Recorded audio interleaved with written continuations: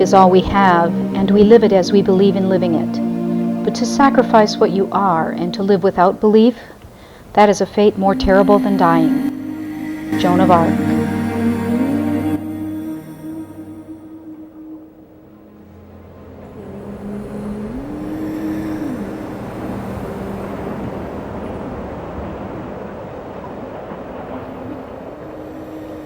They went in the late 19th century at a time when the United States was very, very much involved in attempting to suppress polygamy. They are a response to the anti-polygamy crusade of the 1880s. Hundreds of fathers have been imprisoned for living with their wives, and hundreds are under bonds awaiting trial, while the deputies are scouring the country over for more victims. John Jacob Walser. I have been obliged to hide from the U.S. deputies who are seeking me night and day to arrest me and drag me to prison for obeying the commandments of God, my eternal Father. George L. Walker. My family is now without a home and have no means of support. It will take my little farm, team, and all we have to pay my indebtedness. It seems that fate is against me, but at last the fatal blow has come. My character has been assailed. David King Udall. During the 1870s, once again, congressmen and clergymen and women's groups began to crank up the campaign against polygamy and succeeded in getting marshals sent to the West, out to the territory, and by the early 1880s succeeded in having some very severe statutes passed, the Edmunds Act of 1882 and the Edmunds-Tucker Act of 1887. Many of our brethren are persuaded to live in harmony with the Edmund-Tucker law, and in those cases the plural families were left and neglected, causing much sorrow to those who had been given love and protection and a name in the world. Samuel John Robinson. These same laws prohibited them from holding public office, from serving on juries. All kinds of penalties were attached to them, kept them from voting, and the result was that the Mormons themselves were very anxious to be rid of such laws, and numbers of them, hundreds of them, went to Mexico and established these colonies as a refuge where they could live in polygamy, free from the fear of arrest and imprisonment. On February 9, 1885, the first group of 14 polygamist families left their homes in the U.S., heading for Old Mexico. The wagon had been secretly parked inside a large barn. A bed had been provided, laying on top of the things in the wooden box. A stout canvas cover was stretched tightly over the wagon bows. There was no moon that night, and a cloudy sky hung aloft. George Thomas Seavey.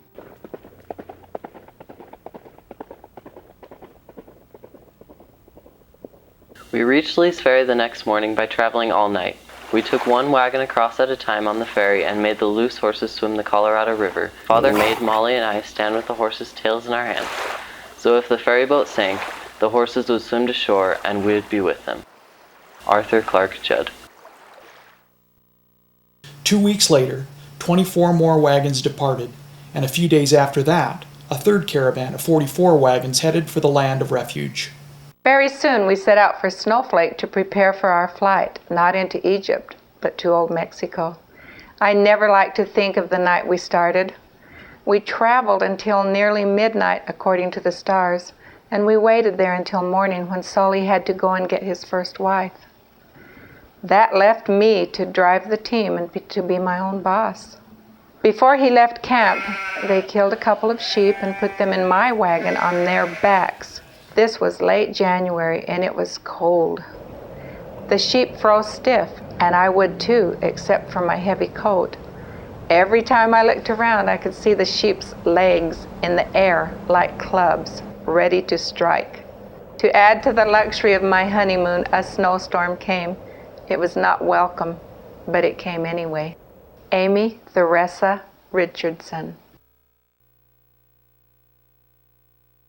The first night after we left Nutrioso, we camped in a beautiful grove. It snowed all night. It got so cold I wrapped the smaller children in their beddings and made them as comfortable as I could. Then I got out to walk to keep warm. I got up several times during the night to see that the children were all right. When I got up in the morning, there were icicles on the water barrels a foot long.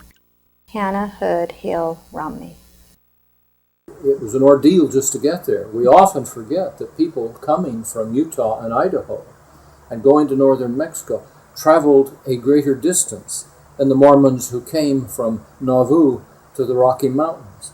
And it was an ordeal. A lot of desert, a lot of mountains, a lot of hostile Indians along the way. The caravans followed the San Francisco tributary of the Gila, herding their livestock and transporting all they possessed over rough terrain. This day was extremely difficult. The mud sucked the tires and fellies completely out of sight and clogged the hubs and spokes almost to the point of a lock chain. Levi Savage, Camp Journal. The Mormons dug cutaways and let their wagons be led downhill, and they would drag logs behind the wagons to keep them anchored to the ground. We could trust our brakes down the first part, but at this steep part we had to chain and rough lock our wheels. About a dozen men stood at the rough lock place to help and follow each wagon on down, then return to the next wagon. Sullivan W. Richardson. The saints drew on their faith to support them in their difficult journey. Prayer service was called under clear skies, but was interrupted by the howling of a pack of coyotes who set up the noise at the close of the hymn and continued through prayer. Levi Savage, Camp Journal. But the church was very interested in what they were doing, endorsed it, encouraged it, and sent some of their leading authorities, Apostle Moses Thatcher and Apostle Erastus Snow, to oversee this new settlement. Later, these were replaced by Apostle George Teasdale, who resided permanently among the colonists. They were very anxious to help the colonists, the church authorities, in every way they could. 3 miles into Mexico, before they knew they had crossed the border, the heart of every man in camp beat in unison with the stalwart who put his arms around both wives and said, "Thank the Lord that I can now acknowledge you both before the world as well as before my God." Camp worship that night was charged with deep gratitude and praise to the giver of all blessings, and nothing but the stars obstructed its flight to heaven. These saints had put their lives and all they possessed upon the altar of religion, and their determination to provide for their families and cherish them for time and eternity. Levi Savage, Camp Journal. The first who arrived, they didn't have lands purchased. They camped about. Numbers of them gave up and returned to the United States and took their chances here with the law rather than continue to deal with the problem of not owning land. They reached La Ascensión on February 22nd, 1885. They went through the ordeal of customs inspection, a new and bewildering experience, but more bewildering that there was no one there to lead them to the place. They made camp for 2 weeks when A.F. McDonald and his party, returning from a scouting trip through northern Chihuahua, finally arrived. He had nothing to tell them but to wait until pending land purchases were completed. Levi Savage, Camp Journal. Matters of food, clothing, and lodging were pressing issues, very, very difficult issues for the overwhelming majority of Mormons who settled in the colonies. After stretching a wagon cover over the walls for a roof, we moved my furniture in. We were comfortable unless it rained. Then we were busy carrying out buckets and tubs of water. Sully also put up 3 sides of a log room for his second wife, Teresa. But we cooked and ate in my room. Irene Richardson. Directly across the river from the camp was the town of La Ascensión, where the custom house was located. No one was permitted to pass this point without inspection for dutiable property as to their nationality. George Thomas Seavey. And as they got to Ascensión, they stamped the wagons. AFA is Aduana Federal de Ascensión. My grandpa said it meant another fool arrived. A very difficult passage over the border in dealing with Mexican customs officials. During the week, the registering magistrate demanded the babies be presented to him, then collected an additional 25 cents on those that went over there. Levi Savage, Camp Journal. Time passed, but things did not come as fast as we had anticipated. To me, life looked black. Was it right to live in Mexico, or should we return to the United States? Louisa M. Wilson. The majority of them stayed and waited. They found joy in whatever way they could and handled problems with determination and faith. We camped on the banks of the river in the shade of the trees, like one big family. The nice warm ground looked promising, so we started planting the very next day. And my, how those seeds did grow. They grew till the vines dragged the poor little squash for yards across the hot sand. I guess they wanted to go and see how the maize and frijoles grew. Olive C.E. Moffett. Another daughter was born while the family was living in a tent. The tent leaked, and Papa had to keep pans on the bed to keep Mother and baby dry. Abby Johnson Gooch. In spite of their best efforts, the successful purchase of Mexican land continued to be elusive. Initially, President John Taylor had sent A.F. McDonald and Christopher Layton on a land purchasing excursion. Purchasing land was far more complicated in Mexico than it was in the U.S. Time and time again, the settlers' dreams were cultivated only to have false titles, bad deeds, and dishonest landowners destroy their hopes. A gloominess settled down on the people of the camp. There was talk between my mother and friends she had made among the women about going home. Days dragged heavily. Weeks barely crawled from Sunday to Sunday. They waited for a place upon which they could settle. The camp grew too cumbersome for comfort, and still came new arrivals every day. George Thomas Seavey. The spirit of persecution still rages in the north. Many of our brethren are still hiding. How long the Lord will suffer it to be so, we are anxious to know. Levi Savage, Camp Journal. The refugees were vulnerable without permanent homes and communities. Thieves continue to prey upon us in this land, and we are not having a very good time. Levi Savage, Camp Journal.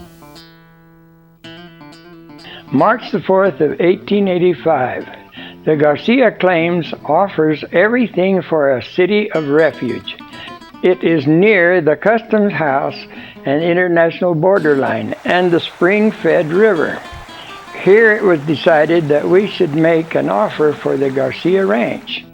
Jesse M. Smith. And still, the wagons kept arriving. Immigrants continued to pour into the region.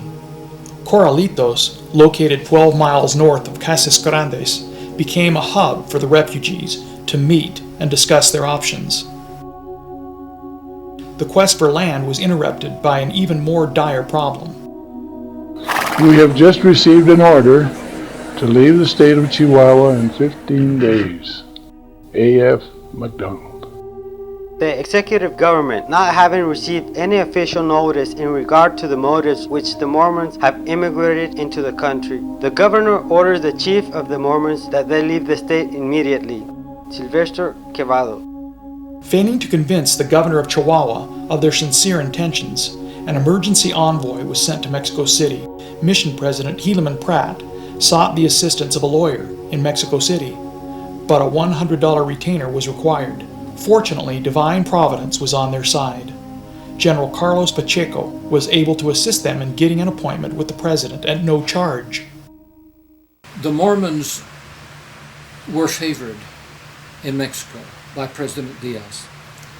And even though the governor of Chihuahua had issued an expulsion order when the Mormons first began to pour into Chihuahua, delegations sent to Mexico City, consulting with Diaz and his ministers, succeeded in having that expulsion order canceled.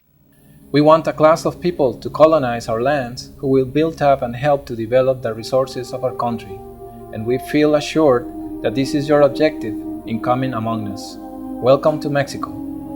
President Porfirio Diaz. With this crisis averted, the search for land resumed. Land, a number of Mormon groups had gone south looking at land, including land in Chihuahua and land in the Rio Yaqui of Sonora, southern Sonora. The refugees decided to form the Mexican Colonization and Agricultural Company, whose sole purpose was to locate and purchase property on their behalf.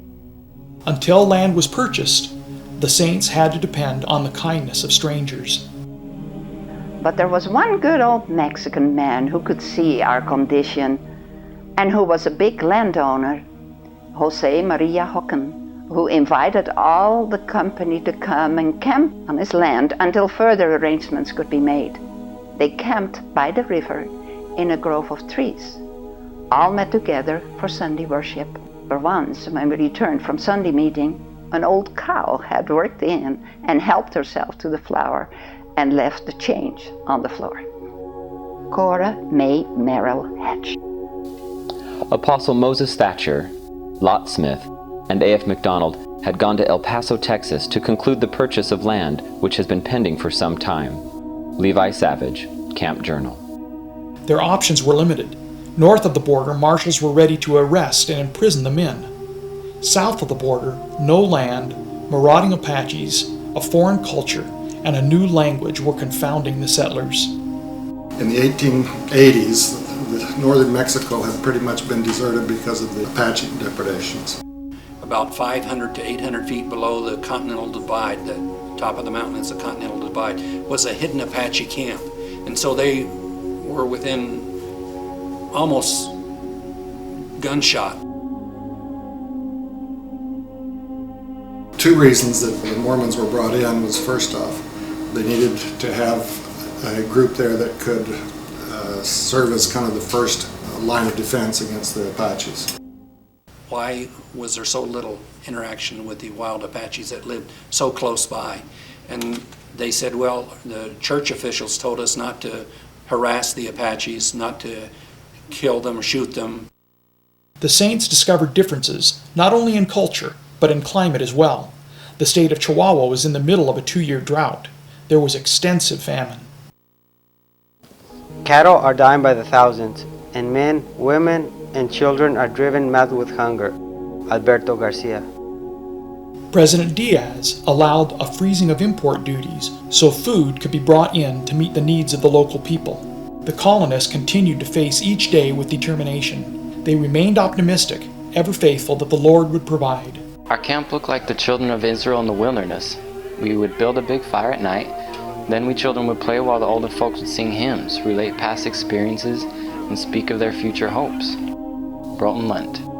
For many immigrants, adjusting to desert living proved difficult because of extreme heat in the summer, monsoon seasons, flash floods, lightning storms, and wind. They decided to build a rock room, and they did. But when it was up about 4 feet, they had to go to the mountains again to work. And while they were gone, one of those 24 to 48-hour winds came up, and in the night our tent went down. But thanks to Father again, the stakes held. Nothing for us to do but smother it out until morning. And then the sand weighed the tent down until it was a struggle to get out, but we did. We found some food and moved out into the walls of our little rock house. We couldn't stand up in that wind to go the mile we would have to get to the first house. Nor could we leave our things, so we huddled down in a corner and stayed until night when the men came home from the mountain. Mother said, "It's an ill wind that blows no man good." We began digging our cooking utensils out of the dirt. Then breakfast. I went down to Whipple's to tell them what had happened to us, and lucky for them that they had a small shanty, because the wind had taken their tent across the river and torn it to shreds. Rhoda McClellan Cardin. One of the most serious issues was having adequate water for farming and basic survival. Another challenge was lack of materials in the area, making it difficult to build homes, schools, and church houses. A lot of them were artisans or mechanics or bricklayers or brickmakers or carpenters, and so they came with skills. It was a good life down there, but it was awfully hard. Papa used to say that life in those colonies was heaven to a man and hell to a woman, because it was hard. Years later, the pressure by the Edmunds Act and the Edmunds-Tucker Act led him to move south. He, at that point, I think, had 4 wives, one of whom said she was not going to start a new life again in Mexico, and she remained in St. John, Arizona. And he took the other 3 wives and their children to Mexico and started from nothing. The colonists were resourceful. They leaned into the headwind, put one foot in front of the other, and pushed onward. We still lie here, about 15 families with probably 40 other families to other parts of the state, anxiously waiting for a land purchase to be made upon which we can settle.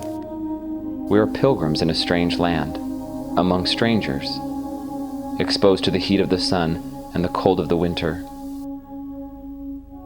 Levi Savage, Camp Journal. Out of money, only a wagon box to live in, and no way of making a living. My burden does seem so heavy to carry. William Derby Johnson. They pitched their tents and proceeded to prepare for winter. Abby Johnson Gooch. Life at home in a polygamous family was difficult, economically often difficult, and it made for enormous hardship, especially for wives. My father was a polygamist. How many wives did he have? 2. 2? Mm-hmm. And were you from the first wife or the second? Second wife. Your second wife? We had lots of fun together, all sisters, all brothers. How many were there of you all together? There were some that died as infants, but there was 21 altogether. After camping about like gypsies for 1.5 years, at last we have just got word from Apostle Erastus Snow that the church has bought a small tract of land and giving us permission to move on to it. Levi Savage, Camp Journal. Established in 1886, Colonia Diaz was one of 3 tracts of land that were originally purchased by the church. It was named to honor the Mexican president, who had encouraged the industrious colonists to emigrate. Located on the high plateau 10 miles north of La Ascension, this first colony originally consisted of 7,000 windswept acres. Off to the southeast there appeared a great brown cloud bank that grew in dimensions as it approached.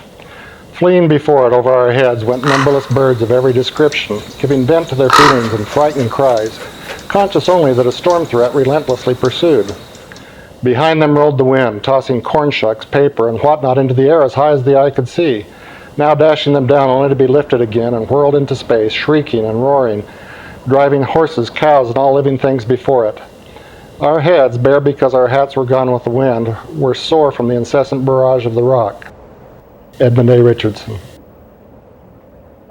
It was the first time I had ever laid out a town site, which was a new experience for me, and of which I will write President Taylor. Apostle George Tealsdale. Grateful to finally have land to call their own, the Saints once again started the process of community building, an activity they were becoming quite skilled at. I'm Rinda Anderson Robinson. My father was born in Diaz, and so was my mother. In the early stages, both the Mormons and the Mexicans were poor, and they helped one another and grew up very close friends. But my father stayed there. He said he saw the sun come up every day till he was 18 years old there at Diaz. How pretty it was. The first 15 families who moved onto the Colonia Diaz town site had little more than bare hands and their religion. However, the feeling of security and permanency set them eagerly out onto the sun-saturated flat to begin building their long-hoped-for city of refuge. Annie Richardson Johnson. About 600 people were in that colony. That's how many lived there. Very gradually, and this is to their credit, and one of the things that makes them so interesting to study, is that over the period that they were there, a period of, say, 25 or 30 years, they became very prosperous, comparatively speaking, compared to the surrounding Mexican population. They had moved to Diaz. My daddy was 2 years old. His mother had a baby girl, Martha. And the baby died, and then the mother died. So that left a little 2-year-old boy and his older brother who was 4.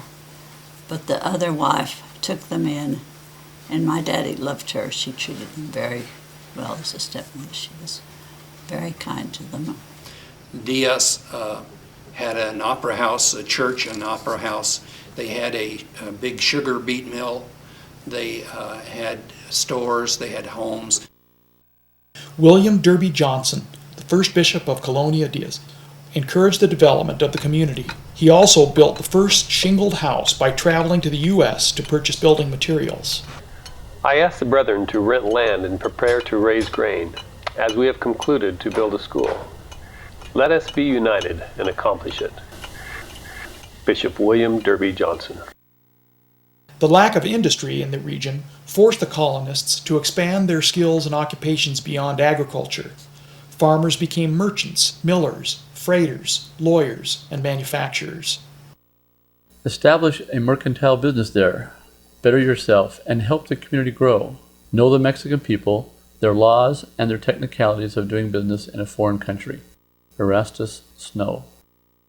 They were looked upon by leaders of the church as among the foremost, the best, the cream of the crop in the church, so to speak, and were proud of what they were doing.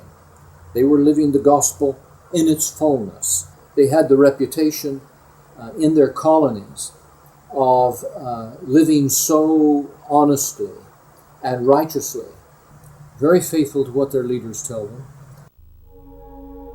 We retired to a private room and together called upon the Lord to show more plainly our path of duty. We asked him that the terrible disease might be stayed and its power broken among the people, which it was at once. From that hour, no case of smallpox developed among the saints at Colonia Diaz. Benjamin Johnson. The families that pulled up stakes in the southwest of the U.S. because of the plural marriage laws really took a hard row to hoe as their life, and they were isolated. Many of them didn't get back to the U.S. until the Revolution. Many of the women had never seen electricity, for example, had never seen all the modern inventions like washing machines, things like that. It was a very hard life, rigorous life. The isolation is what I remember hearing so many people talk about. We camp in tents, wagons, and dugouts. And for 10 months we have expected every mail to bring us tidings of the success of our brethren who are negotiating for land in the Republic. Levi Savage, Camp Journal. A group of saints who had arrived with the initial refugees had become frustrated with the slow process of obtaining land. Taking matters into their own hands, this group banded together and left the safety of the larger group. They went further south in search of available property. They rented farmland near Casas Grandes and named it Camp Turley. When word reached the pioneers that a second tract of land had officially been purchased by the Mexican Colonization and Agricultural Company, Camp Turley was abandoned within 3 days. The colonists followed the river 6 miles to the south, unloaded their wagons, corralled their livestock, and started to settle in. So had a meeting house built where all activities were carried on. We even danced on the dirt floor, held school in the one room, sat on narrow planks along the wall, held our book and slate on our lap, passed our books from one to another. Rhoda McCullen Carden. After months of dashed hopes, broken land deals, and difficult living circumstances, the settlers enthusiastically began developing their new town. Their first concern was establishing shelter for the impending winter months. As primitive as it was still home. Within weeks, the town was laid out. Soon adobe huts were replacing dugouts along the riverbanks. Then in the summer of 1886, horrifying news came. Father had rented a farm and raised a good crop, and we stayed until May 1886, and then moved to the settlement of Colonia Juarez, that wheat town in Mexico. Later we found we were in the wrong place, so we moved up the river about a mile. David Ellis Johnson. The Mormons bought land in Chihuahua around Colonia Juarez, and they thought that they had bought bottom land out along the river, And they were out one day surveying, platting the land, putting out markers for lots, and a man drove up in a wagon and said, "What are you doing?" And they said, "Well, we're platting out the town of Colonia Juarez." And he said, No, this isn't where the land you bought. The land you bought is up in the canyon, in the rocky, narrow canyon. After receiving permission to harvest the crops they had planted on the wrong land, the colonists reluctantly moved. They abandoned all they had built: homes, a school, canals, and a town settlement. The saints were discouraged and disheartened. All of their work and effort had been in vain. When we reached Colonia Juarez, we had to enter the town by a steep sliding grade called the Dugway. I walked down, but Mother and Mary and David stayed in the wagon, which tipped over, literally dumping them into Colonia Juarez. Catherine Scott Brown. The real location of Colonia Juarez was in a rocky canyon with a very tiny spring.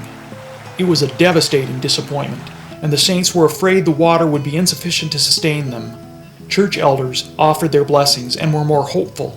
Increase the water, we pray thee. I bless this land and waters in the name of Jesus Christ, that the water may be pure and healthy, and the land yield in abundance.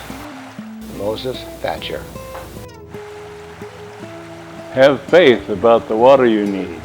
Remember, when they dedicated this land, they prayed that springs would break out and all would have flowing wells. God will give you water, and you will have the blessings of heaven and of the earth and of the air. Apostle George Tearsdale. And they realized they really couldn't farm that land because it was too rocky. So they decided they would plant apples. And they started the first apples in Chihuahua. Then, an unexpected event in August of 1887 occurred that would ensure the survival of the colony. Just after lunch, I decided to cross a road to quench my thirst where a small ditch was running a little water. As I lay on the ditch bank, I felt movement and a rumbling noise, then a violent motion of the earth. The water in the ditch began splashing in my face. I raised my head and observed the stockade fence where the posts were jumping up and down like a bunch of dancing monkeys. I tried to get on my feet and go to Father, but I kept falling down. The ground was heaving in waves as though it were water. George Thomas Seavey. The earthquake substantially expanded the flow, and the overall volume of the river increased by over 1/3. The only real political power in Chihuahua in the north was the governor of Chihuahua, whose name was Luis Terrazas. And he had successfully, because there was no other opponent up there, he had successfully withstood the machinations of Porfirio Diaz for several decades. There was no tobacco, no alcohol in the colonies. They largely governed themselves.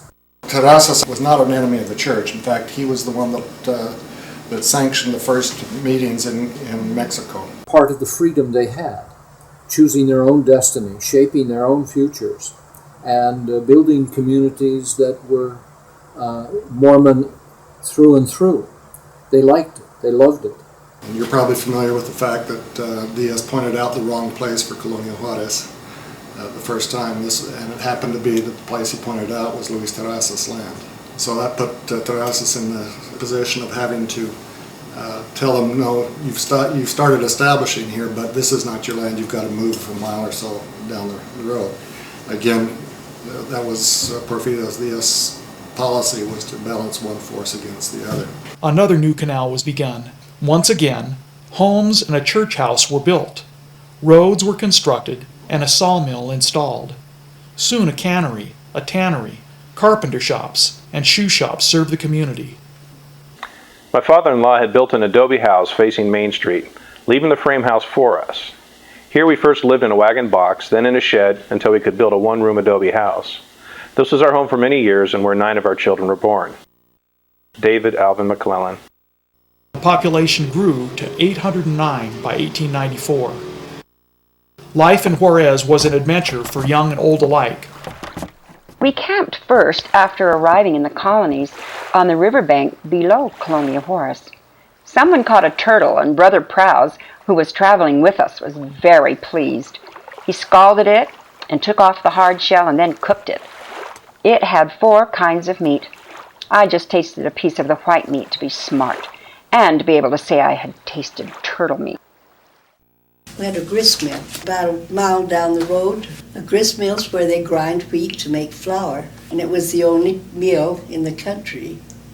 And it was run by a water wheel, not by electricity. They had to do it not because the water was used that we used for the mill was used during the daytime to irrigate the orchards and the farms, and then at nighttime they could have the mill.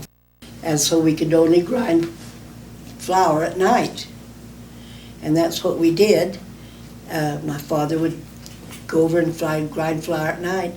Then he would take a batch of the flour over to my mother to have her make a batch of bread and see how well the flour turned out. We had that flour mill for many years while I was a child. Because they had a very close-knit view of themselves and were close-knit, I think that has always acted to help the Mormon community. Colonia Juarez flourished. The mountain colonies of Chuy, Chupa, Garcia, and Pacheco were established by the Mormons to provide lumber and shingles for the colonies down below in Dublon and Diaz and in Colonia Juarez. The beauty of Pacheco and all the other mountain colonies planted roots deep in the hearts of those who lived there. Breezes whispered constantly in the pines near our home, and in the fields, flowery meadows, and on the hillsides we loved to roam. Pleasant was the sound of falling rain or the glisten of freshly fallen snow. The splendor of such nature made us love our home so. I long to see again, when lights are low, the flickering flames in the fireplace glow. Happy are the memories that we will forever recall of that special home where we lived when we were small. Sylvia Lunt Haywood. Oh, it's beautiful. we lived up on a hill. We'd go down to the river and swim and float down. Had the garden down below the house. The grill was out north of the house. The first Mormon mountain colony was named after General Pacheco, the man who had assisted in getting the expulsion notice of 1885 rescinded. Though purchased in August of 86, the first settlers didn't arrive until 1887. The George C. Williams family ascended 7,000 feet to begin life on the high plateau of the Corrales Basin. 7 days later, 5 more families followed. In our company traveling to Mexico were 2 other families, the Heatons and Luntz, and a young girl, Jane Allen, who lived with the Heatons. So there was a jolly bunch. We had lots of fun after we settled in Pacheco, for the Nagel family settled there also. They had 6 boys or more, and when they came to Sunday school, we girls would pick out the one we thought we would want and laugh and have lots of fun about it. They all had one picked out except me, but one morning there was a new one come, and I said, "He's mine." Luella Porter Steiner. Very soon after arriving in Pacheco, George C. Williams unexpectedly decided to buy farming land 8 miles to the south in Cave Valley. His report of the rich land persuaded the other colonists to abandon Pacheco and relocate with him. Within a few days, the new colony was nearly deserted. It was not long before Apostle Erastus Snow heard of Pacheco's abandonment.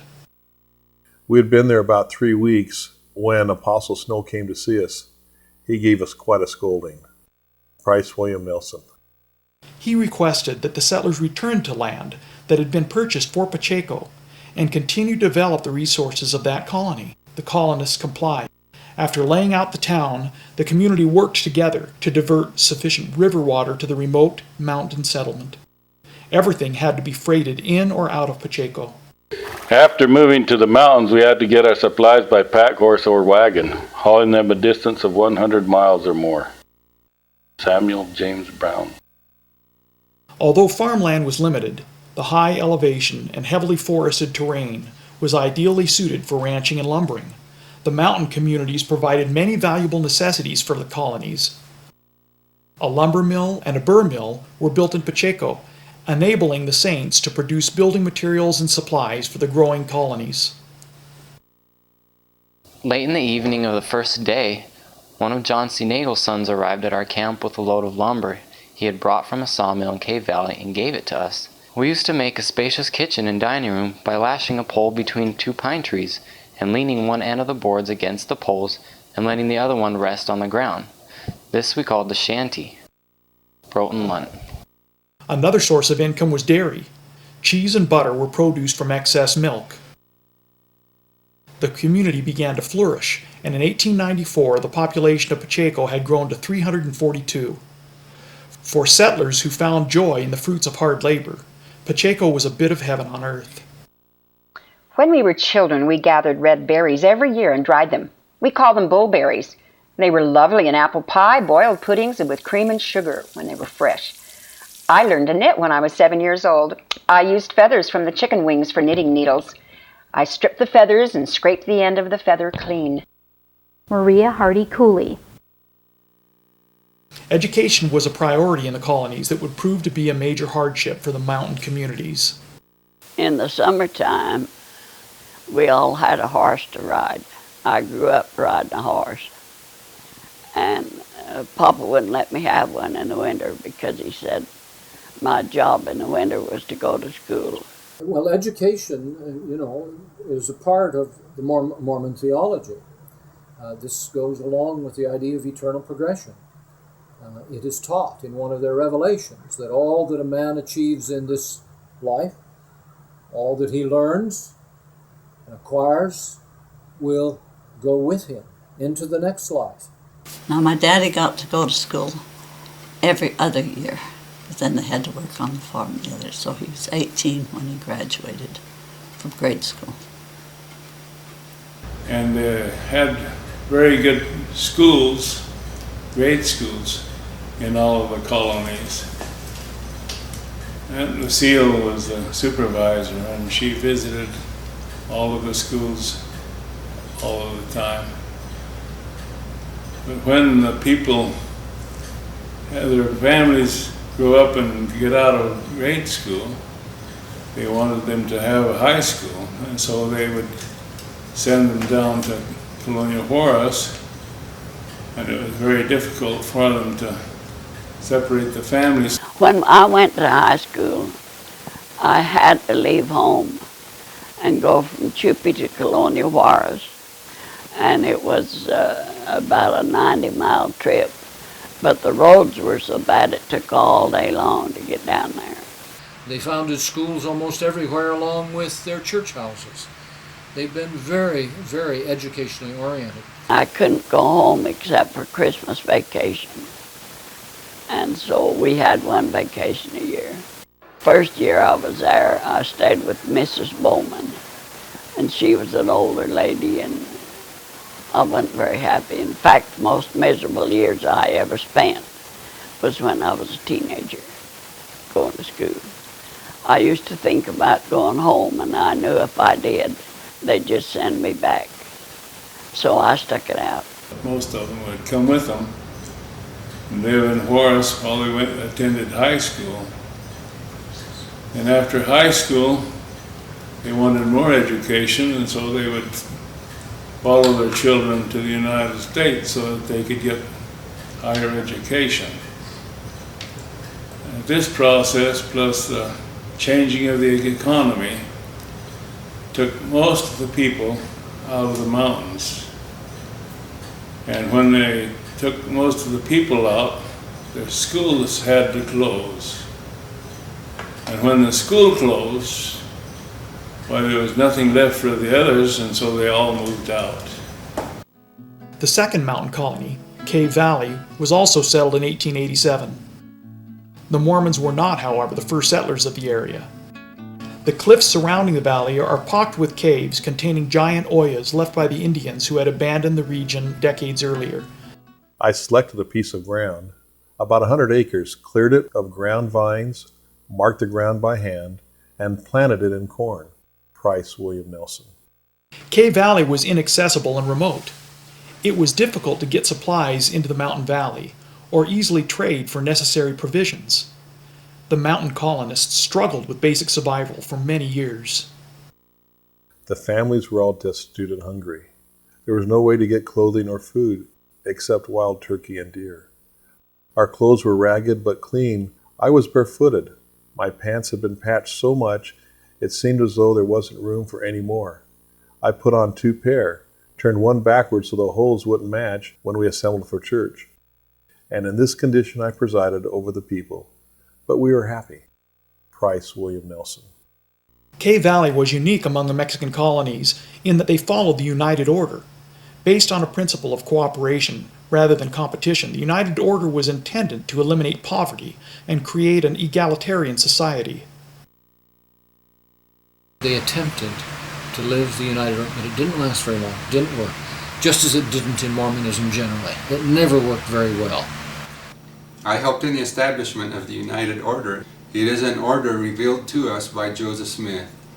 Nothing but selfishness and dishonesty keeps the order from being practiced. William Carroll McClellan. And the colonies, partly I think, because they were getting prosperous. People don't want to share as easily, you see. If you're beginning to see the fruits of your labor, you're not quite that anxious to share. Cave Valley soon abandoned that social structure. The return to free enterprise tended to increase entrepreneurial pursuits. While we were there, Father and I plowed and scraped out a mill race about a mile in length and 4 feet on the bottom for the purpose of putting in a water wheel to operate a shingle mill and a chair factory and a run of corn burrs. Price William Nelson. Ultimately, Cave Valley was abandoned because of isolation, difficult access, and a couple of bad years farming. The mills were dismantled and moved. In 1894, only 10 families consisting of 81 people were living in Cave Valley. 6 years later, in 1900, only 2 families remained. In 1894, as the colony at Cave Valley was shrinking out of existence, another mountain colony sprang to life. Even though the land had not yet been purchased, Alonzo L. Farnsworth, his 3 wives and 17 children, traveled 10 miles south and 7,000 feet up to settle in Round Valley. Shortly thereafter, Alexander F. McDonald and his 4 wives and children also came to Round Valley and settled what came to be known as Colonia Garcia. In the early 1890s, Alexander established a colony in the Sierra Madre Mountains 35 miles from Colonia Juarez. He named the settlement Colonia Garcia and built a log home there for Agnes.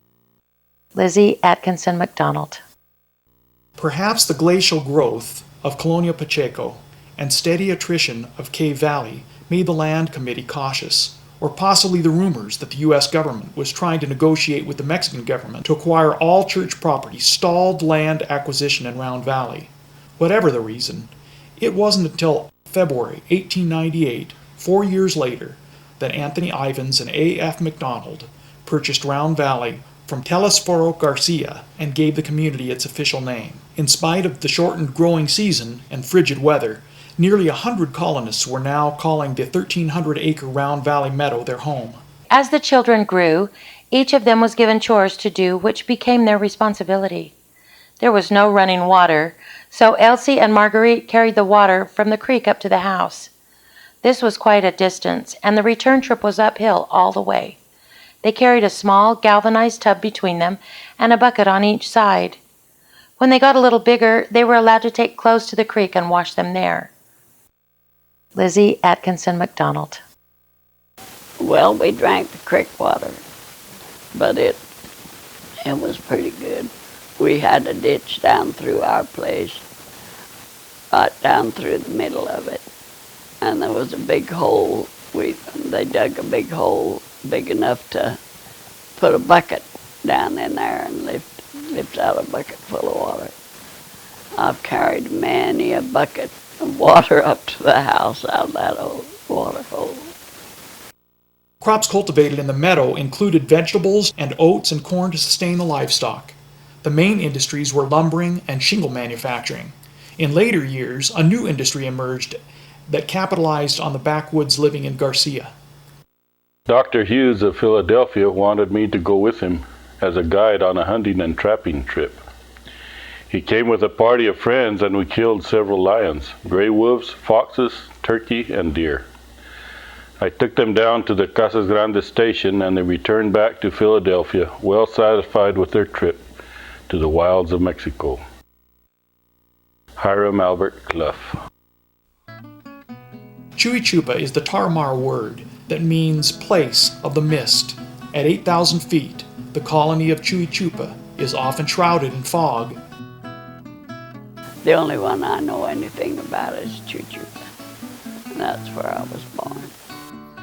As the evening sun was reaching behind the western mountains, nature's brush was daubing thin misty clouds with beautiful and varied colors.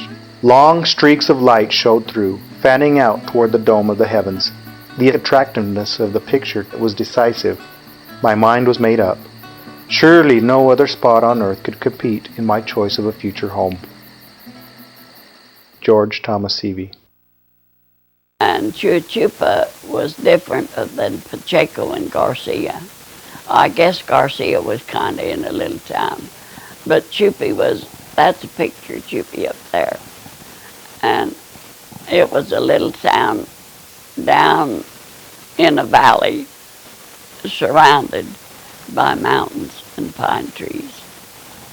In 1892, when our people were going to Chuy Chupa, I was the first to settle there. My wife, Rosetta, and daughter Amy were the first women to enter the valley. David Ellis Johnson. Dairy farming was attempted in Chupi, but limited production of feed, grain, and hay doomed the effort. Resourceful colonists, however, allowed the range cattle to run free during the rainy season when grass and feed were abundant, and then corralled the milk producers for cheese and butter production. Our task as children were to drive the calves to our little pasture after the morning milking. How we raced here and there, seeing who could find and pick the biggest bouquet of tiger lilies and white stars that bloomed in profusion in the swell that ran through town and through our pasture. Our little valley after the rain was indeed a great flower garden, a paradise for children. Irene Brown Martineau. Irene Martineau. She was a wonderful lady. Taught music. She was a very talented lady.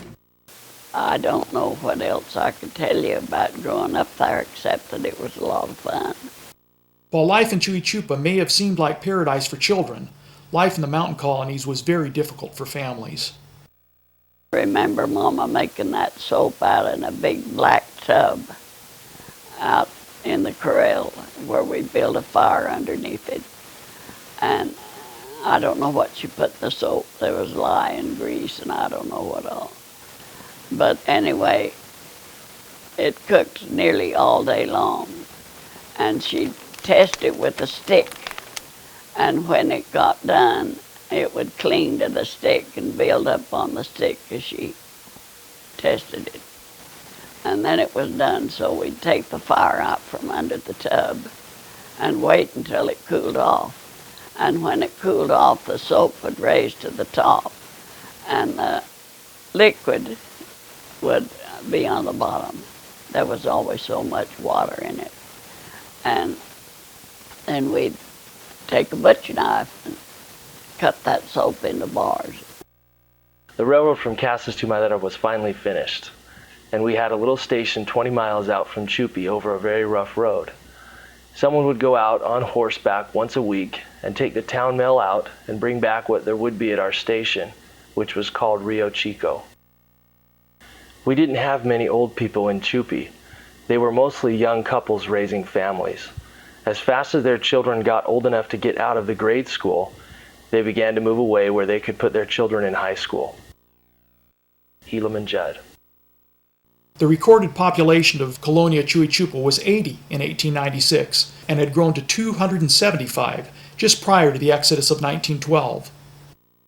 In late 1888, the colony that would bring affluence and easier trade to the colonies was established. It was an ideal location. The land was good for farming. It was located near the river and a railroad line ran through it. I drove up in the fields last night with Brother Irene and was pleased with the appearance of things. I like the country very well, especially in the neighborhood of Dublin.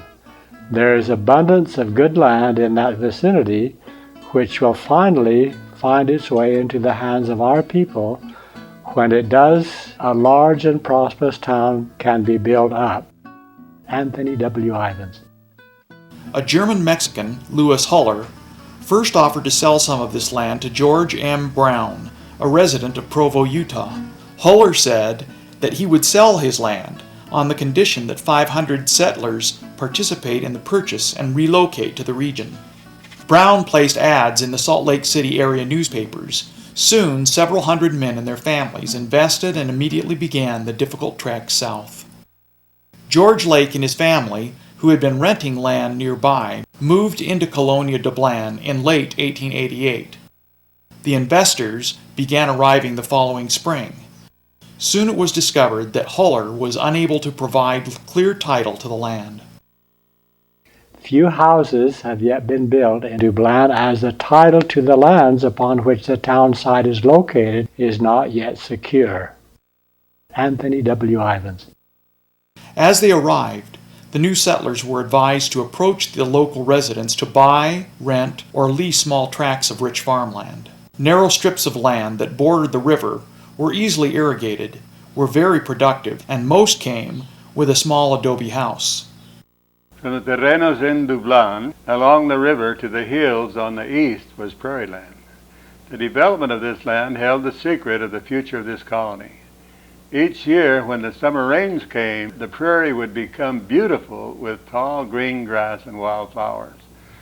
Some way had to be found to irrigate the prairie land. Samuel John Robinson. In Dublin, as with all the colonies, the priorities were laying out the town, developing a water source, and building a school.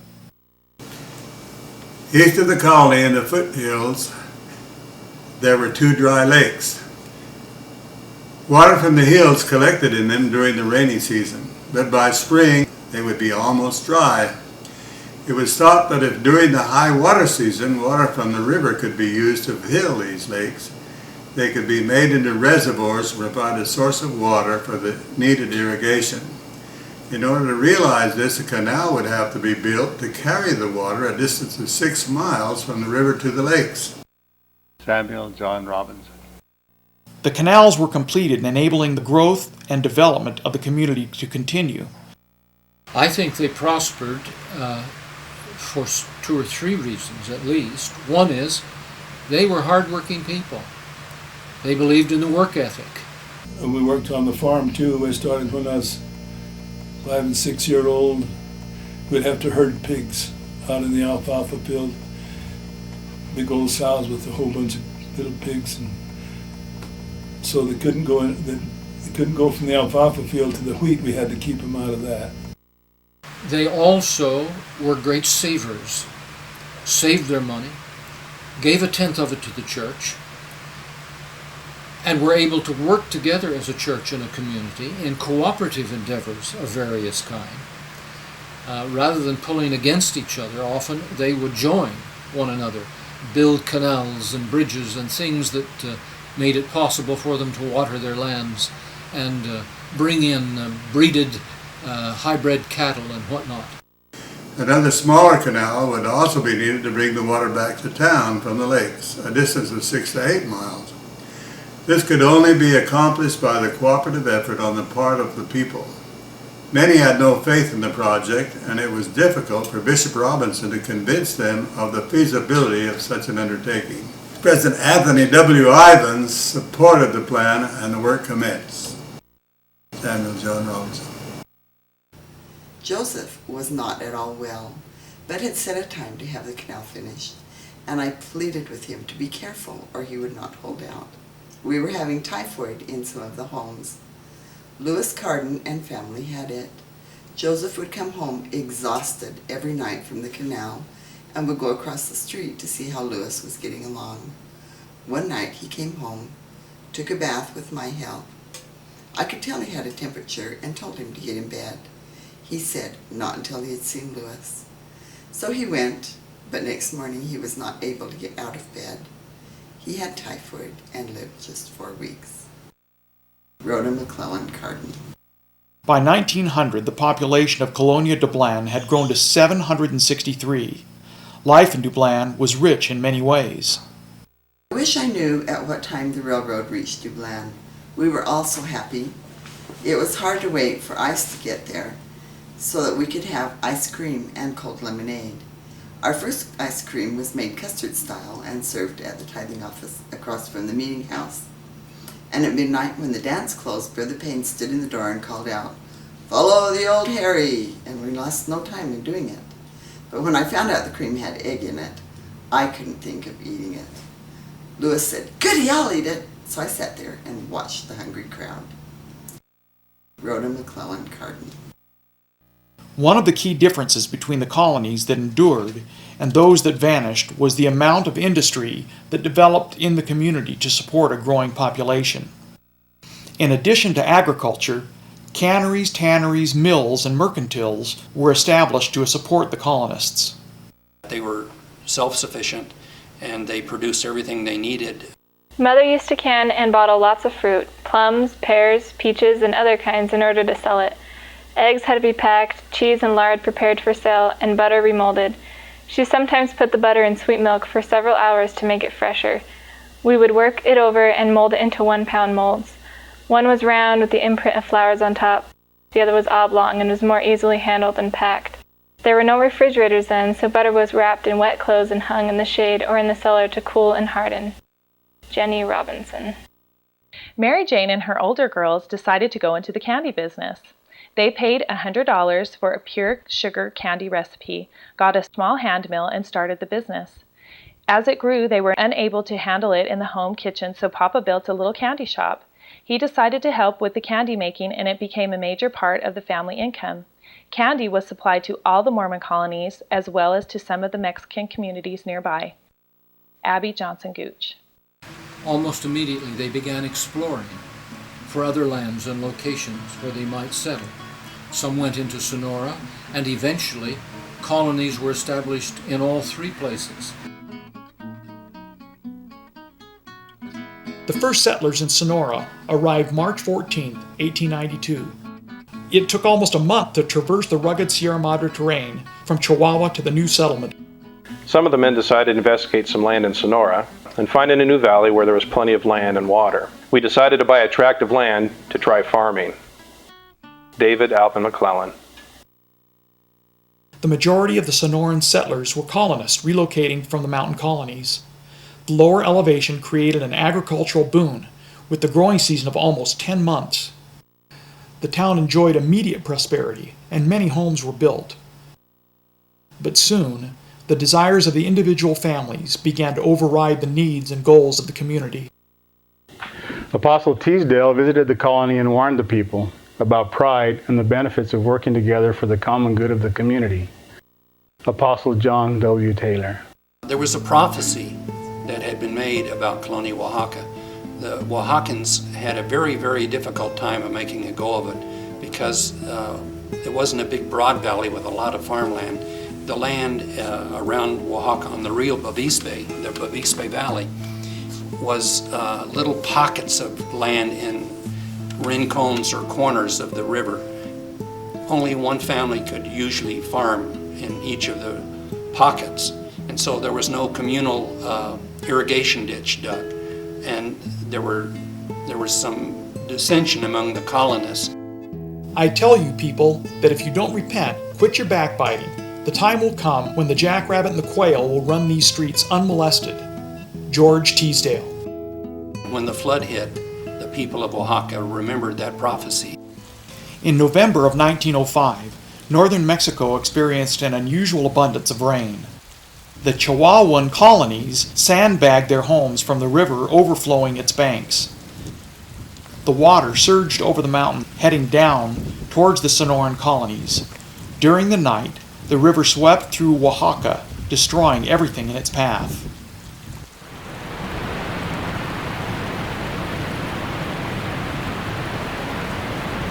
December the 2nd, 1905. There has been lots of rain and the river has been up quite high. The river washed lots of fence away at Corrales and took 4 houses out of Colonia Juarez, 8 in Colonia Diaz, 33 in Sonora, and left the people without anything, only the clothes they were wearing at the time. Their household goods all were lost in the flood, but through the blessings of the Lord, there was not one life lost. Hiram Albert Clough. The Bavispe River took away the orchard of about 100 trees. Potato crops, horses, heifers, and even the wall of their kitchen was washed out. Edward L.C. Bradshaw. The Oaxacan colonists managed to save their lives, but little else of their growing town. The flood had washed away brick homes, their fields, and left their lands buried under a thick layer of silt. The settlers recognized the enormity of the damage and chose to relocate to Colonia Morelos, 25 miles northwest. In 1893, the population of Oaxaca was 141. In 1905, 325 people abandoned the flood-damaged community. As late as 1904, Anthony W. Ivins was still encouraging immigrants to come to the Mexican colonies, with articles published in the Deseret News. 9,000 acres were purchased for the establishment of Colonia Morelos. This colony had the benefit of two converging rivers. The area was covered in a forest of large mesquites, catclaw, and sacaton. When we came into Morelos, it seemed to be all mesquite shrubs and trees, and then I saw a shack here and one there. We stopped at Orson's first wife. She was living in a 2-room, red brick home. The sun was so beautiful, but there were no flowers or springs or streams of water. But to me it was grand, for I had a fine, good-looking husband and a nice family. But there were shacks for homes built of ocotillo and mud plaster. My house was 1 room. Bessie's, Orson's third wife, also had a 1-room house. But I was truly happy. Everybody was like one big family. I loved his other wives, Maddie, his first wife, Jane, the second wife, and dear Bessie, the third wife. I was number 4, Eliza Brown Skousen. With the proximity of the two rivers, the colonists designed canals to direct the water to outlying farms, ranches, and homes. The 1905 flood that had destroyed Colonia Oaxaca also destroyed over 1,000 acres of farmland in Morelos. Unlike the Oaxacans, the Morelianos were able to recover their land. As the refugees of the flood migrated from Oaxaca, the population of Morelos swelled to 475. With the rich riverbed soil, the main source of income was farming. The distance from the Chihuahuan colonies and the U.S. allowed the citizens of Colonia Morelos to live a more simple and at times adventurous life. We went to get the horses, and there was a clump of trees. We could see that there were some animals down a ways, and I looking strongly to see if it was ours and not paying attention to something under my foot. That's where I stepped on the Gila monster. I had my foot right on the neck of a Gila monster, and he was throwing his head up with his tongue way out, trying to strike my leg. Well, when I saw what it was, it frightened me to pieces, and I jumped and went screaming and hollering, and Neil came running over there to see what was the trouble. By that time, he'd run down into a hole under the bushes. Delilah Van Leuven Aldridge. The settlers of the Sonoran colonies learned to work together while enjoying greater independence and autonomy from each other. Still, when a crisis arose, they would band together for the good of the community. Lily Whites started a mill on the far east side of Morelos. The first mill was a burr mill, a real small mill that O.P. Brown started. It was just to mill wheat for their own use. But the Lily Whites decided there was so much farmland in the Bavispe area around Morelos that they could actually mill wheat and sell to the Mexican communities upstream and the ranch families all around the area. And so they began to develop a commercial enterprise. Somebody, an arsonist, set fire to the mill, and at this point the Lily White brothers had so many contracts with the miners in El Tigre and Pilares de Terras, they were going to have to renege if they didn't get a new mill. And so one of the Lily Whites went out to Douglas and got a loan, used as collateral the contracts that had been signed with the mining companies. They rushed equipment in from the U.S. Interestingly, the whole community turned out to build the mill almost overnight. The contracts were coming due rather rapidly. Wheat was being dried in the fields. So the Webbs, the three Webb families on the east side of Morelos, started making bricks day and night, and all the masons in the community turned out, and everybody worked to construct the mill, and nobody charged the Lily Whites anything because the entire community was benefiting. Things started to get bad in Juarez. There were so few lots left to build on, and the future didn't look good. Not much of my type of work left. In the spring of 1909, I went with my daughter Estela and her husband Sam, and we located in the colony of San Jose, a few miles distant from the colony of Morelos. David Alvin McClellan. Colonia San Jose was populated primarily by the survivors of the 1905 flood, although some settlers did come from Chihuahua.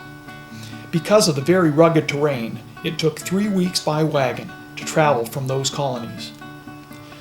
The colony grew, and in 1912, the population of Colonia San Jose was about 200. There were several individuals who branched out on their own and purchased land separately from the colonization committee and the church. Several small colonies were established, settled, and flourished for a few years before disappearing. Among those were the plateau colonies of Guadalupe and Galeana, the mountain colonies including Williams Ranch, Cliff Ranch, Mound Valley, and Hop Valley. Cliff Ranch, where a few families of saints resided from 1888 to 1892, is situated about 4 miles north-northwest from the Cave Valley settlement at the junction of what is locally called Pratt Creek with the Piedras Verdes River. It is a romantic spot among the mountains. Levi Savage, Camp Journal. Choosing their own destiny, shaping their own futures, and building communities that were Mormon through and through. They liked it. They loved it. The colony of Hop Valley was known for one of its most colorful settlers, Joseph Henry James. With his 4 wives and 35 children, Joe James was the majority of the population in Hop Valley. He was a teller of tall tales. Someone asked him once how he likes his farm over in Hop Valley. He said, just fine. He said he went out to plant some cucumbers and they came up so fast that they threw dirt in his eyes. Then when he looked back, the first ones he had planted had runners on, and he went to get out of the field, but found some runners going up his leg, and he had to cut himself loose to get out. In fact, they were actually growing so fast, he said, they were dragging the little cucumbers to death. Joseph Henry James. Brother James came over and said, "Brethren and sisters, as you know, we are having a great drought. But we have solved the problem in Hop Valley. We plant a row of potatoes and a row of onions. The onions get in the potatoes' eyes and they water on the whole bunch." Joseph James was also an inventor. In an effort to move the lumber from the sawmill on the top of Hop Valley Mountain without having to freight it all downhill, James devised a log chute to speed the process. On April 5, 1908, the chute was opened for the first run, with Joe James at halfway point to monitor its efficiency. Unfortunately, the first log jumped the chute at an extraordinarily high rate of speed, hit, and killed the inventor. His wives returned to the U.S., and the colony Hop Valley soon disappeared. For the most part, the colonies flourished and grew until I think by 1910 there were between 4,000 and 5,000 Mormon colonists in the 8 or 9 colonies that existed. The saints who had been living the principle of plural marriage left their homeland to carve out an existence of their choosing in the Mexican desert. These colonists' energies were focused on community building rather than evading prosecution or hiding the existence of their wives and children. Close to 100% of all who first went to Mexico were living in plural marriage. Then a shocking announcement by church elders took the settlers by surprise. It was about the year 1904 when an apostle of the church visited the conferences in these Mormon settlements and proclaimed a new and final manifesto to the effect that henceforth no more plural marriages are to be consummated in all the church, anywhere. It had run its course, fulfilled its destiny at last for the time being. Alta Matilda Allred. The price of religious freedom came at a steep price. They endured numerous hardships beyond the basic survival issues.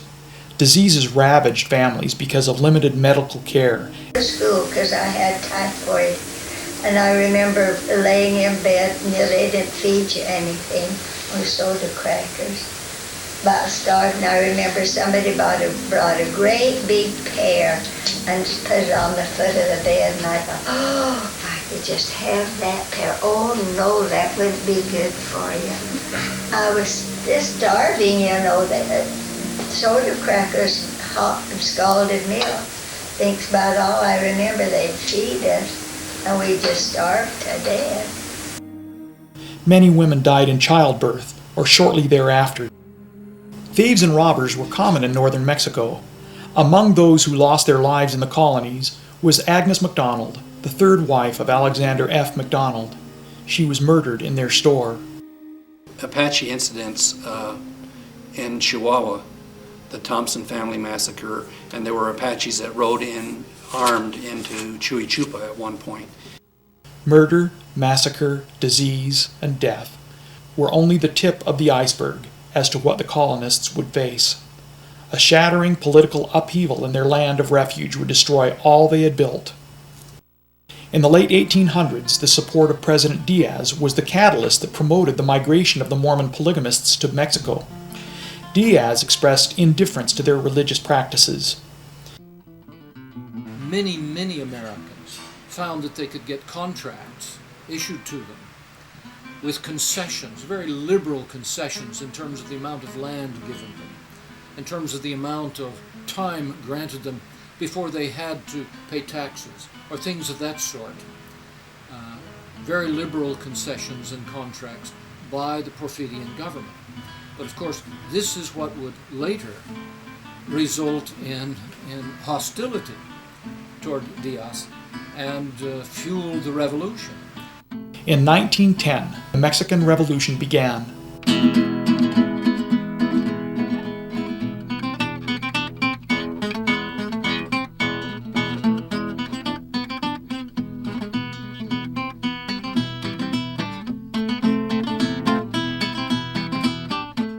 "48 red flaggers came to our colony and demanded a place to stay and feed and provisions.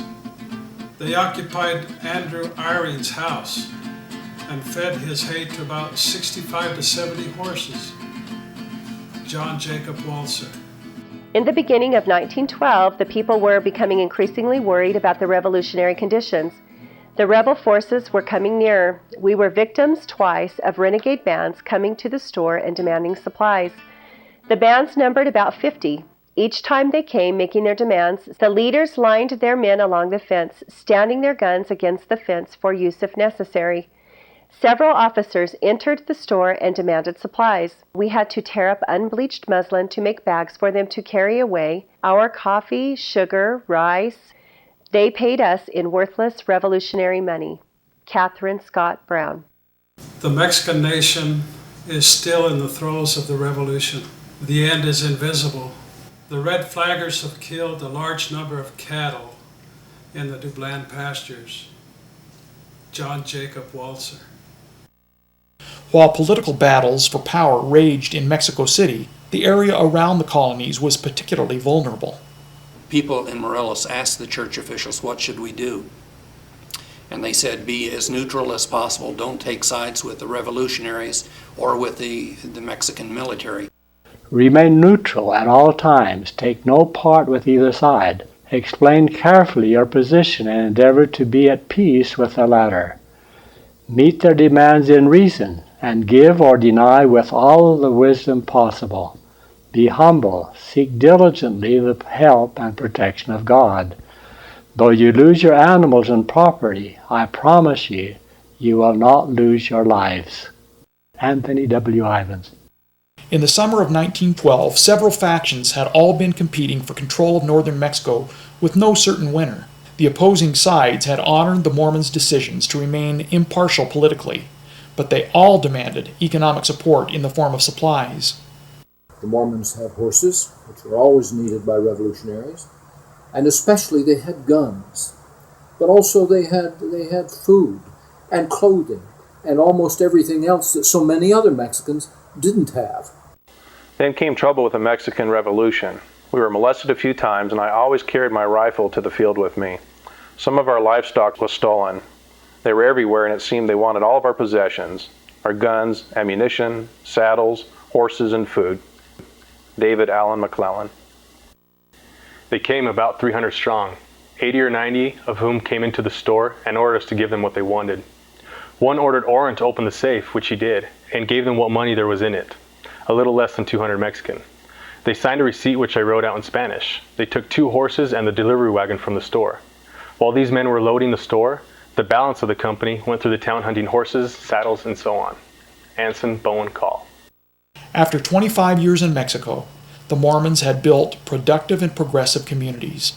They had stores full of merchandise, horses of the finest caliber, cattle, poultry, and other necessities. Each side guaranteed payment once the war ended. The colonists, becoming targets as they did, increasingly found it difficult to stay. The Mormons possessed one item of particular interest to everyone: guns. Soldiers from all sides would search the homes, stores, and even individuals, demanding any arms and ammunition found. The colonists felt threatened from every side. Reed Smoot, Utah senator, appealed to the U.S. government for protection for the colonists. He was told that the Secretary of State could not ensure the refugees' protection. Internally, their leaders were unsure of the best course of action. Junius Romney, the ecclesiastical leader of the colonies, struggled over what to counsel the colonists. Their lives may be at risk if they stayed, but their homes would surely be at risk if they left. Then a meeting with General Salazar forced a decision. Go to the colony. If you do not bring those guns here by 10 o'clock tomorrow morning, we will march against you, just as though you were federales. We will march against you with our guns blazing. In July 1912, Salazar demanded that the colonists give up their arms. They were unwilling to leave their families wholly unprotected, so the stake president, my uncle, decided that the women and children should move temporarily to the United States for safety. Camilla Irene Kimball. They began to leave the colonies en masse in 1912, the summer of 1912. Just picture in your mind what it would be like to walk out of home and off the place you had worked so hard to build. All I took with me was one trunk for my family of 8. Luella Porter's Diner. Dublin, our hometown, was the only colony that the railroad went through. All night Saturday and all day Sunday we worked to get things ready to leave, the best we could. Part of our crops were harvested. Our granaries were full, and we left large stacks of hay. We had bottled quite a bit of fruit that summer, which we buried under the floors. We opened our chicken coops, our pig pens, turned out our livestock, turned loose our horses, and at 9:30 p.m. we walked out of our home, never to return again. Ruby Hurst. I packed my dozen or so dolls in a little trunk and pulled it to the back of a dark closet, where I thought they would be safe until my return. Irene Brown Martineau. People from the mountain colonies and Colonia Juarez, they got on the train at Pearson. Finally, the lone row of wagons rumbled and bounced down the long, steep Chico Hill into the little Chico Valley, along the river where the tiny railroad station was located. The last wagon had pulled into the yard. There was a deafening shriek, and around the point came the train with her whistling blow, her bell clanging. It was time to go. Ruby Brown. When they were told that they had to leave Chupi, they let them take one suitcase and one roll of bedding. And that's all they could have to get on that train. And the people here, they had cattle cars and box cars, and they just load the people in there. My brother Tony was little at the time of the Exodus. And I asked him one time, if he remembered anything about the Exodus. And he said, well, he remembered being on that train and sitting on Mama's lap, and said the little kids were on the floor crying. And the trip to the border of El Paso was only about 150 miles, but the train went at a snail's pace and stopped every few miles. We were all in terror all the time lest the rebels would waylay us. We traveled all day and all night. Finally, just as dawn was breaking, we crawled across the Rio Grande and were greeted by the sight of stars and stripes. A great shout went up from all the refugees. After a harrowing experience, we felt safe once more. The kind people of El Paso met us at the depot and took us in automobiles out to a big lumber yard where they improvised shelter for the refugees. Hundreds had already arrived before us and hundreds were yet to come, noisy, stinky, and crowded with a mass of humanity. It was enough to make the stoutest heart sink. During that night, 5 babies were born in these rude shelters. We felt humiliated as newspaper photographers and reporters recorded our pitiful dependence, and as the curious townspeople gawked and pointed at us as they would animals in a zoo. Camilla Irene Kimball. After arriving at the station in El Paso, we were all transferred to an old lumber yard that was not in use, and each family was assigned 1 or more stables, depending on the size of the family. Canvas was used to separate the stalls to give a little more privacy for each family. Grandin Steiner. Exodus was planned, where all the families, all the women and all the children, and almost all the men left the colony. They left about 25 armed men in Morelos and San Jose to protect the buildings and the remaining stock and fields. A few minutes before 10 a.m., 84 wagons, hacks, and buggies filled with people, bedding, and lunches pulled out of town with between 600 and 700 men, women, and children. We did not camp until we were on U.S. soil.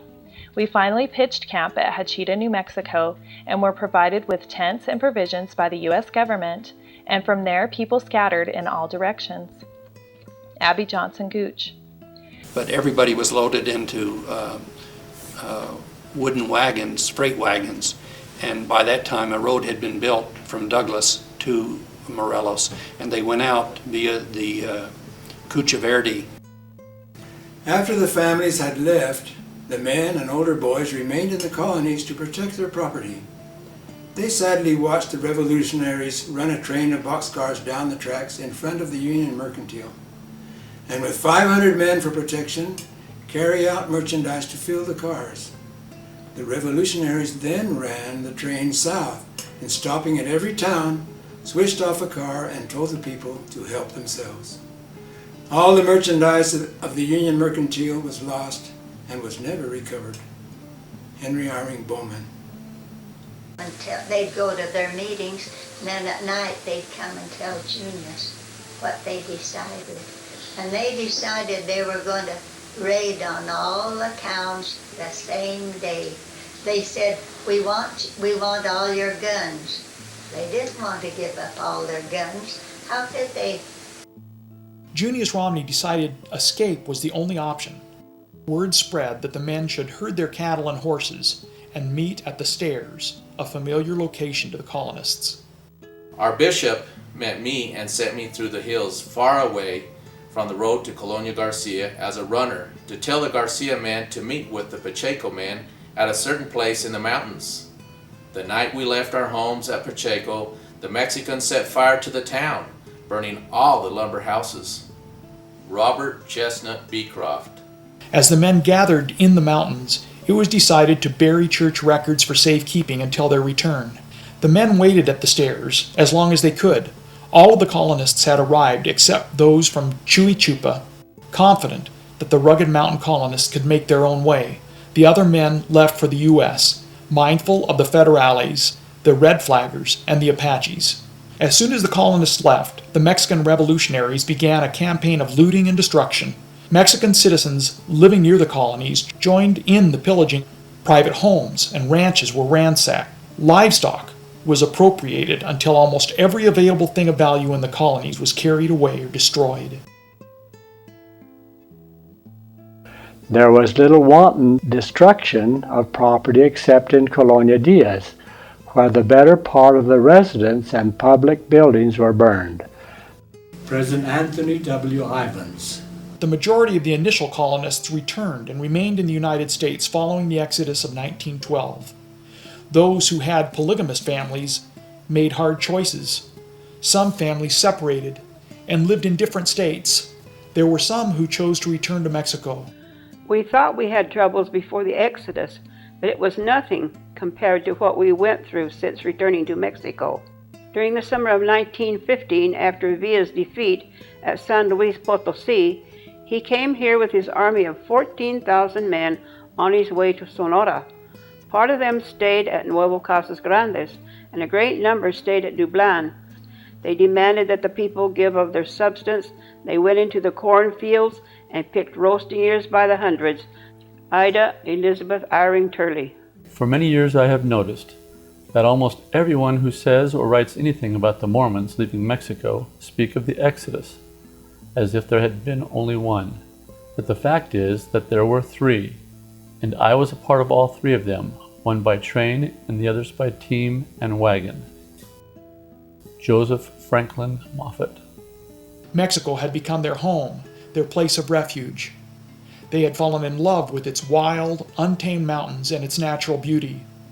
In Mexico, they were able to live as the humble, devoted, happy, and faithful families they believed God intended them to be. People were united here, and the church progressed. We made our own entertainment, for one thing. It wasn't like kids growing up out here have to be entertained all the time. We made our own entertainment. Everybody was interested in you, and you were interested in everybody else. And it was quite like a big family, because you knew everything about everybody else, and they knew everything about you. I will leave a large posterity, and my wish is that none of them will ever do worse than I have done, but as much better as possible. It would be a great satisfaction if I could know they were all grown up to be honest, virtuous, upright, and useful members of society. William Carroll McClellan. Let there be light, the Master said. The sun arose, the shadows fled. So now the darkness takes its flight, and learning holds aloft her light. And 'neath its pure and steady ray, the nations take their upward way. And with the power the light does give, they live to learn and learn to live.